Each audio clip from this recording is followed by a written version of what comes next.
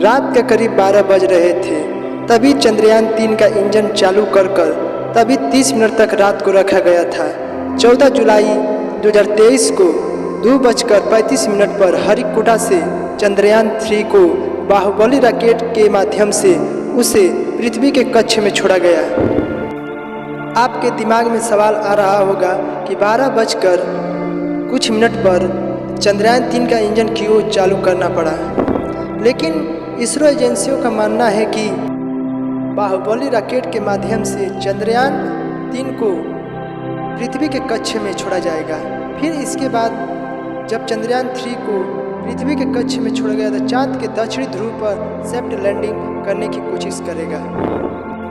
साल 2019 को जब चंद्रयान 2 को जब चंद्रमा के कक्ष में छोड़ा गया था तो उसमें क्यों चांद पर जाना इतना भयानक है। अमेरिका के नासा एजेंसियों ने जब चांद पर अपना पैर पहला रखा था उस वैज्ञानिक का नाम था नील आर्मस्ट्रॉन्ग था। आप देख रहे हैं आरके कॉमेडी ऑफिशियल चैनल से। 14 जुलाई 2023 को चंद्रयान 3 का इंजन जब लेकर पृथ्वी से जब अपना यान निकला था उस रॉकेट का मलबा नीचे गिराया गया। चंद्रयान 3 जब पृथ्वी के चारों तरफ 15 जुलाई के ही दिन पृथ्वी का जब अपना चक्कर पहला लगाया था तभी किसी अंतरिक्ष यान को डायरेक्ट उपग्रह पर भेजा नहीं जा सकता है। इससे पहले कि पृथ्वी के चारों ओर राउंड कराया जाता है जो कि उसे धीरे धीरे चंद्रमा की सतह पर लैंडिंग कराने की कोशिश करा जाएगा। 17 जुलाई को चंद्रयान 3 ने जब पृथ्वी का पहला चक्कर लगाने के बाद जब दूसरे राउंड में जब चक्कर लगाता है इसरो एजेंसियों का मानना है कि इसका दूसरा इंजन चालू कर दूसरे राउंड में डाल दिया जाता है। जैसे कि 20 जुलाई 2023 को उस दिन का बात खास होती है जब चंद्रयान 3 का इंजन चालू कर पृथ्वी के चौथे कक्ष में जब इंजन को डाल देते हैं तो वो पृथ्वी के चक्कर लगाते हैं। 25 जुलाई 2023 को जब अपना यान 5वें राउंड पृथ्वी का चक्कर लगाते हैं तो वह यह भी इंतज़ार ख़त्म हो गया। जब चंद्रयान 3 ने 14 जुलाई को हरिकोटा से जब लॉन्च किया गया था तभी तक 31 जुलाई तक पृथ्वी का चक्कर लगाता रहा। सही सलामत पृथ्वी का 5 चक्कर लगाकर चंद्रयान 3 अपने यान चंद्रमा की ओर निकल पड़ा। फिर भी वैज्ञानिकों का इंतजार था 31 जुलाई 1 अगस्त को 12 बजे करीब जैसे चंद्रयान 3 का इंजन चालू कर दिया जाता है जैसे में कि 236 किलोमीटर दूरी पृथ्वी से चले जाता है यान। तो विश्व का कोई ऐसा देश नहीं है जो कि चंद्रमा के दक्षिण ध्रुव पर अपना यान को लैंडिंग कराया है।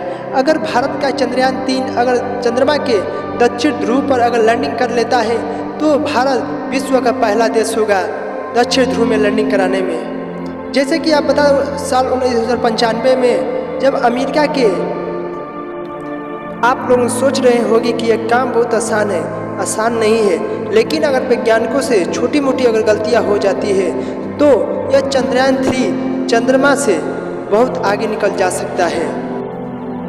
इसरो वैज्ञानिक के मुताबिक यह बताया जा सकता है कि चंद्रयान 3 को चंद्रमा की सतह पर लैंडिंग कराने के लिए सिस्टम रिमोट से इसे कंट्रोल किया जा सकता है।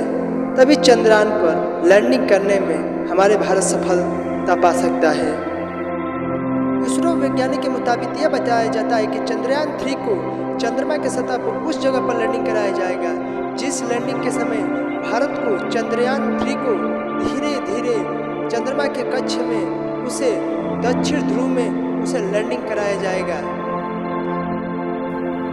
कुछ समय के लिए बहुत भयानक होता है जब अंतरिक्ष यान को जब चंद्रमा की सतह पर जब लैंडिंग कराना होता है तो उस यान को धीरे धीरे लैंडिंग किया जाता है क्योंकि उससे तेज लैंडिंग नहीं होता है। जैसे कि वहाँ पर जब अंतरिक्ष यान जाते हैं तो वहाँ पर अच्छे मिशन वहाँ पर फेल हो जाते हैं। अगर हमारा भारत चंद्रमा के उस धरती पर दक्षिण ध्रुव में अगर लैंडिंग करने में सफलता प्राप्त कर लेता है तो वो विश्व का नहीं पूरा रिकॉर्ड बन जाएगा, इतिहास बन जाएगा कि दक्षिण ध्रुव में उतारने वाला पहला देश भारत ही है, जो कि वहाँ पर आज तक ही 3 देश पहुँच चुका है। जहाँ भारत जाना चाहता है वहाँ तक आज तक कोई देश अपना यान अंतरिक्ष को लैंडिंग नहीं कर पाया है।